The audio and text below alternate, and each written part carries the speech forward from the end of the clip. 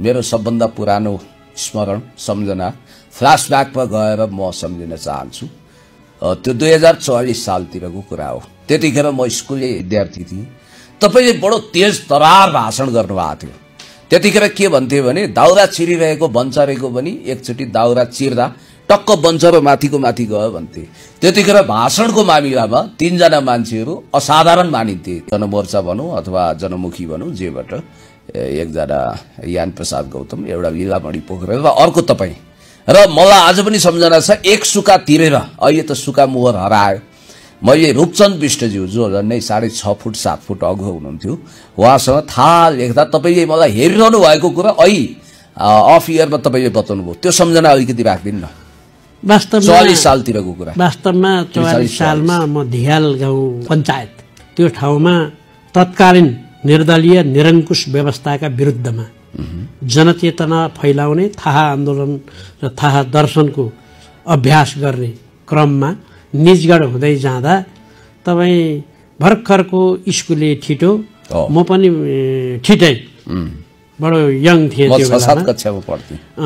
मैले त्यो बेलामा त्यहाँ जनमुखी सभा राखेको थिएँ। त्यहाँ तपाईँले कुनै कविता चाहिँ माइकमा कविता चाहिँ सुनाउनु भएको थियो। त्यही बेलादेखि म तपाईँसँग चाहिँ नि परिचित छु। र त्यस बेलामा अहिले जो मन्त्री भएका छन्, ठुला पदमा पुगेका छन् नि, ती मान्छे नेता थिएनन्। औदल भर्खर आएको थियो 47 सालमा। त्यतिखेर एकता केन्द्र बन्ने प्रक्रिया थियो र तपाईँ एउटा जल्लो बल्लो नेताको रूपमा हाम्रो प्रमुख अतिथि हुनुहुन्थ्यो। लीलामणि पोखरेलजीले भ्याउनु भएन, डाक्टर बाबुराम भट्टराईजी भ्याउनु भएन। म त्यसको उद्घोषक थिएँ, सम्झना छ, गौरी शङ्कर स्कुलमा। अनि अर्को पनि भनिदेऊ, म द्वन्द्वमा थिएँ। 55 सालमा मेरो बुवा